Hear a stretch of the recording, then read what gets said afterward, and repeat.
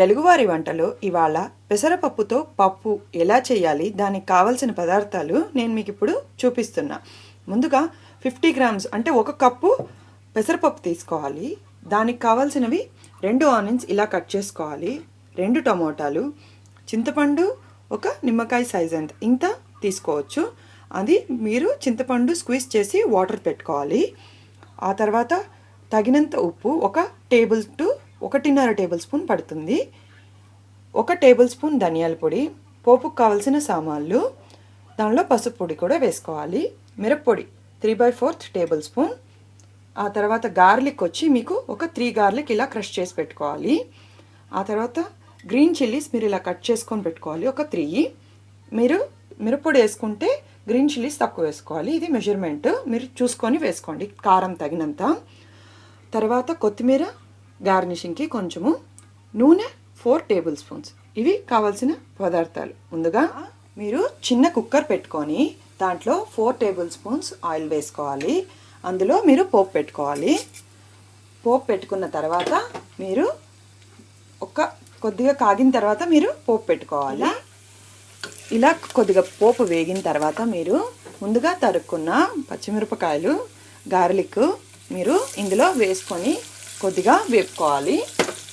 ఒక 2 సెకండ్స్ అంటే జస్ట్ ఇలా కలుపుకోవాలి, జస్ట్ మీకు మొత్తం ఆయిల్లోకి పట్టేలాగా. ఇలా కలుపుకున్న తర్వాత ముందుగా తరుక్కున్న ఆనియన్స్ కూడా మీరు ఇందులో వేసుకొని బాగా వేపుకోవాలి. వేపుకున్న తర్వాత మనము మిగతా ప్రాసెస్ స్టార్ట్ చేయాలి. ఒక హాఫ్ వేగిన తర్వాత మీరు ముందుగా మనం తీసుకున్న పెసరపప్పు వేసేసుకోవాలన్నమాట. ఇలా వేసేసుకొని కొద్దిగా ఫ్రై చేసుకోవాలి. ఇది ఫ్రై అయిన తర్వాత మనము టమోటాలు అది వేసుకోవాలి. ఇది చాలా ఈజీగా అయిపోతుంది, మీకు టైం కూడా ఎక్కువ పట్టదు. కొద్దిగా మీకు ఒక రెడ్ కలర్ వచ్చేంత వరకు ఇది వేపుకుంటే మీకు బాగా ఉడుకుతుంది, అంటే బాయిల్ అవుతుంది. జస్ట్ మనం కుక్కర్ పెట్టేస్తాం కాబట్టి పచ్చిదే వేసేసుకోవచ్చు. ఇలా పెసరపప్పు బాగా వేగిన తర్వాత టమోటాలు వేసుకోవాలి. మీకు ఒక 5 మినిట్స్ ఫ్రై అవ్వాలి, అప్పుడే మీకు బాగా అది బాగా ఉడుకుతుంది. సో మీరు టమోటాలు కూడా ముందుగా తరుక్కున్న టమోటాలు కూడా మీరు వేసేసుకోవాలి. అవి కూడా ఒక 2 మినిట్స్ ఫ్రై చేసుకోవాలి. ఎందుకంటే ఒక 2 మినిట్స్ అన్నీ ఒక 2 మినిట్స్ ఫ్రై చేసుకుంటే సరిపోతుంది. ఎందుకంటే మొత్తం అన్నీ ఆయిల్లోకి స్ప్రెడ్ అవ్వాలి, ఎందుకంటే బాగా ఉడుకుతుంది అప్పుడు. సో ఇప్పుడు బాగా కలుపుకున్న తర్వాత మనము మిగతా స్పైసెస్ అంటే మిరప్పొడి, ఉప్పు, ఆ తర్వాత ధనియాల పొడి దింపిన తర్వాత మనము చింతపండు వేసుకోవాలి. ఇలా బాగా ఫ్రై చేసుకున్న తర్వాత మనము ఇవన్నీ వేసుకోవాలి. ఫ్రై అయిన దాంట్లో మనము మిరప్పొడి, ఆ తర్వాత ధనియాల పొడి వేసుకోవాలి. ఉప్పు మనము దింపిన తర్వాత ఇది బాయిల్ అయిన తర్వాత వేసుకోవాలి. ఒక గ్లాస్ వాటర్ పడుతుంది మీకు, ఒక గ్లాస్ వాటర్ వేసుకోవాలి. వేసుకొని ప్రెషర్ కుక్ చేసేసుకోవాలి.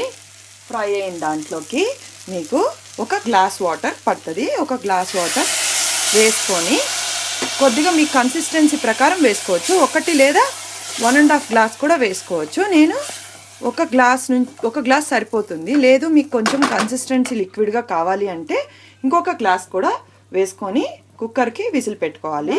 విజిల్ పెట్టుకొని మీకు 4 to 5 విజిల్స్ రావాలి. ఎందుకంటే మనము పెసరపప్పు కూడా పచ్చిదే వేసాం కాబట్టి 4 to 5 విజిల్స్ వచ్చిన తర్వాత దింపిన తర్వాత మీరు చింతపండు, ఉప్పు వేసుకోవాలి. 3 విజిల్స్ వచ్చిన తర్వాత మీరు స్మాషర్తో స్మాష్ చేసి ఆ తర్వాత చింతపండు, ఆ తర్వాత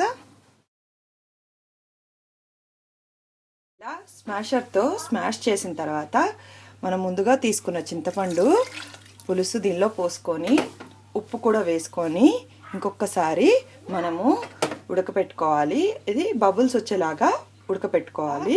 బబుల్స్ వచ్చే దాంట్లో మీరు కొత్తిమీర వేసుకొని ఆ తర్వాత మీరు బాగా కలుపుకొని సర్వ్ చేసుకోవడమే. ఇలా బబుల్స్ వచ్చేలాగా మీరు దీన్ని మళ్ళీ ఒకసారి, ఎందుకంటే మనం చింతపండు ఆ తర్వాత ఉప్పు తర్వాత వేసుకున్నాం కదా, అంతా ఈ కూరలోకి పట్టేలాగా మళ్ళీ మనము ఒకసారి ఇలా బబుల్స్ వచ్చేలా ఉడకపెట్టుకొని తర్వాత సర్వ్ చేయడమే. బౌల్లో తీసుకొని మనము చపాతీతో కానీ లేదా అన్నంతో కానీ సర్వ్ చేసుకుంటే చాలా సింపుల్గా, ఈజీగా ఇంట్లో ఏ ఇంగ్రీడియంట్స్ లేకపోయినా మనము ఈ పెసరపప్పు పప్పు చేసుకోవచ్చు, అంటే కాయగూరలు లేనప్పుడు.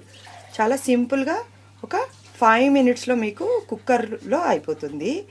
ఒకసారి ఈ విధంగా ట్రై చేసి చూడండి.